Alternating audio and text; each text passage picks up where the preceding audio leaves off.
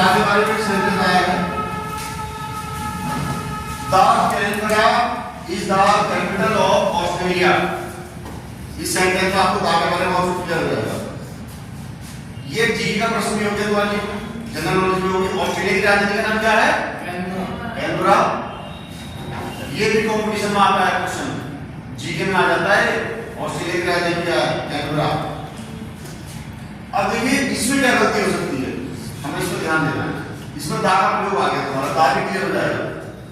Canberra क्या है? किसी जगह का नाम। सही बोलती है? कैनबरा क्या है? किसी जगह का नाम। जैसे हम कहें हमें Delhi is the capital of India, है ना? इंग्लिश में एक वर्ड है noun.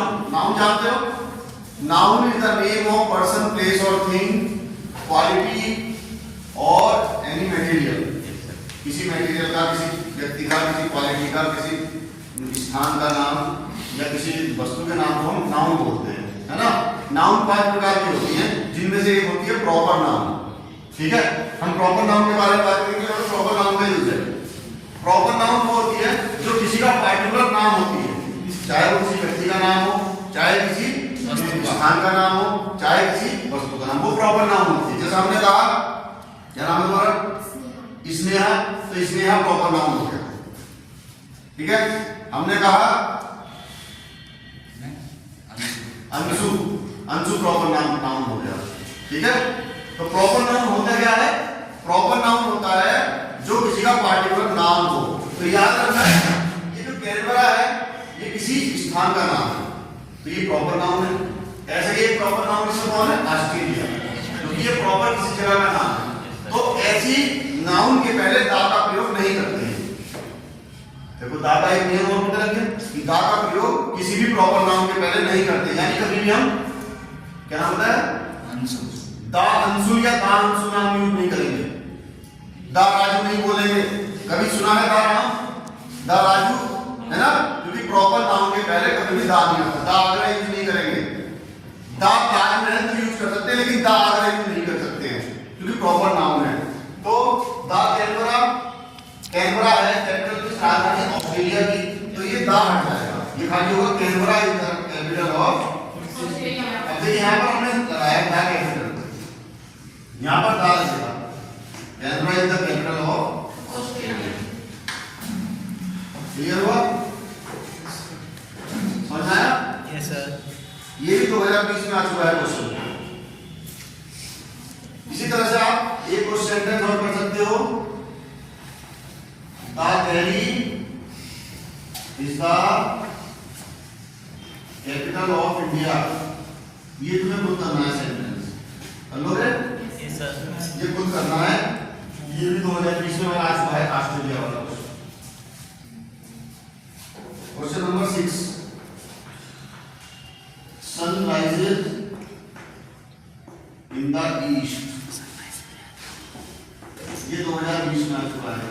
Sun rises in the east, बताइए इसमें क्या मिस्टेक हो सकती है? अभी तुमने दा का यूज समझा था ना? इसमें तो सर आ जाएगा इसमें। Very good. देखो तो क्योंकि दा सन, दा मून, दा आर्ट, है ना? जो भी चीज यूनिक है इस दुनिया में, अनोखी है, एक है, उसके आगे दा का प्रयोग करते हैं। The sun rises in the east. Sentence number 7, ध्यान देंगे। His brother is an university student, you can recognise its part, क्योंकि हम ये सेंटेंस पहले कर चुके हैं, तुम इसका पार्ट समझ सकते हो। थोड़ा ध्यान देंगे। His brother is an university student, what should be corrected in this sentence? देखिए फिर से आगे यूनिवर्सिटी यू, हालांकि यू से शुरू हो रहा है, वर्ड ये हिंदी में यह व्यंजन हो रहा है, तो हम यहाँ पर क्या करेंगे? ए के बदले एक हम जो करते हैं, बाकी सेंटेंस ऐसे कैसे आप इसको कर सकते हो? Yes sir. Brother is a university student. Correct? Next sentence, the wages of sin are dead. Wages कहते हैं मजदूरी को, सिन कहते हैं पाप। पाप की जो मजदूरी है वो डेथ है। पाप की मजबूरी डेथ का मतलब क्या है कि पाप का जो दंड है, ये जो पाप का परिणाम वो क्या है, मृत्यु है। तो वेजेस ऑफ सिन, ये वेजेस हमें प्लूरल लग रहा है देखने में, लेकिन ये सिन सिंगुलर है। इसके अकॉर्डिंग हम यहाँ पर आर के बदले इज कर देंगे, यानी the wages of sin is death. ठीक है। नेक्स्ट सेंटेंस है the book comprises of 100 pages. देखिए इसका मतलब ये होता है ये जो बुक है इसके अंदर 100 पेज हैं, तो ये जो कंप्राइजेस है इसमें ऑफ छुपा होता है। ये जो वर्ड है कंप्राइजेस, इसमें ऑफ छुपा होता है। क्यों? क्योंकि इसका मतलब ये होता है the book contains of 100 pages. इस बुक में 100 पेज हैं, तो इसमें से ऑफ हटा देंगे और ये सेंटेंस यूज करके ऐसे डालेंगे, this book comprises 100 pages। Clear? इसका मतलब समझिए कंप्राइजेस का, इसका मतलब है इस बुक में 100 पेज हैं। नेक्स्ट है द न्यूज आर करेक्ट। बहुत आसान है। न्यूज तो जानते हो, समाचार। इसके बाद में ऐसा लगने से ये प्लूरल नहीं बन सकता, ये सिंगुलर माना जाएगा। मतलब हमको लग रहा है कि ऐसा लगा हुआ है, ठीक है, न्यूज में समाचार, तो हम क्या करेंगे इसमें आर के बदले किसका प्रयोग करेंगे। The news is correct, the news is correct, ये समाचार सही है। Kalidas was one of the greatest poet of Sanskrit. Kalidas का नाम तो सुना होगा। कालिदास थे one of the greatest poet of Sanskrit. One माने एक, इनमें से, वन ऑफ का मतलब होता है उनमें से एक थे, जिनमें से ग्रेटेस्ट सबसे महान पोएट ऑफ संस्कृत। अब जब किसी व्यक्ति को हम एक छांट रहे हैं तो ज्यादा लोगों से तो छांट रहे हैं, वन ऑफ, है ना, तो ये पोएट के बदले पोएट्स हो जाएगा। Kalidas was one of the greatest poets. Poets तो बोला इसको हमने प्लूरल बना दिया, यानी कालिदास थे एक, इनमें से जो महान पोएट्स थे, कवि थे, बहुत सारे कवि थे, है ना, उनमें से एक थे। तो यहाँ पर क्या करेंगे, इसको ग्रेटेस्ट पोएट्स ऑफ इंडिया कर देंगे। ठीक है। अब इस सेंटेंस को पूरा लिखना है, तो सही करते हैं ना। She resembles to her brother. देखिए नया वर्ड है रिजेंबल्स। रिजेंबल का मतलब होता है मिला जुला होना। जैसे कोई भाई, कोई बहन अपने भाई से मिली जुली है, मतलब शकल में। रिजेंबल का मतलब होता है किसी का फिजिकल अपीयरेंस या उसकी जो फेस है वो उसकी तरह दिखाई देना। तो सी रिजेंबल्स हर ब्रदर। इस रिजेंबल्स में टू का प्रयोग नहीं करते हैं, ओनली क्या रहेगा, सी रिजेंबल्स हर ब्रदर। वह अपने भाई से मिलती जुलती है। या तुमने कहा होगा ना, देखा होगा कहीं कि कुछ भाई बहन एक जैसे लगते हैं देखने में, तो see they resembles each other. ठीक है, इसमें टू का प्रयोग नहीं करते हैं। She reached to Delhi yesterday. She reached, देखो हमने एक प्रिपोजिशन सिखाई थी आपको, आई गो टू दिल्ली। जब हम कहीं जाते हैं तो टू का प्रयोग करते हैं, ठीक है। और जब हम कहीं से आते हैं, आई कम फ्रॉम दिल्ली। ध्यान रखना है, कल भी हमने प्रिपोजिशन में पढ़ाई की चीजें, शायद ये नहीं, लेकिन ये कुछ आसान चीज है। कहीं जाने के लिए to, I go to Delhi, और जब मैं आ रहा हूँ आई कम फ्रॉम दिल्ली। और ये भी बताया था कि फ्रॉम का जो मीनिंग होता है किसी चीज से सेपरेशन, कहीं से जब हम आते हैं अलग हो जाते हैं, किसी से फ्रॉम का यूज करते हैं। इसको हिंदी में से लगाते हैं, इसका मीनिंग से। लेकिन रीच्ड क्या होता है, रीच होता है पहुंचना। सी रीच्ड, वह पहुंच गई थी। जब रीच आ जाता है पहुंचने का मीनिंग, दिल्ली पहुंची थी, तो यहाँ पर टू नहीं लगाते हैं रीच के साथ। गो के साथ टू लगेगा, लेकिन रीच के साथ टू नहीं लगेगा। तो ये हो जाएगा she reached Delhi yesterday.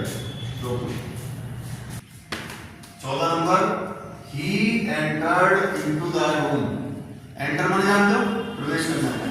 Enter के बाद इंटू नहीं आता है, बस he entered the room, है ना। अगर आएगा he came into the room तो वो सही माना जाएगा, came माने आया into the room, लेकिन एंटर के बाद इंटू नहीं आएगा। he entered the room।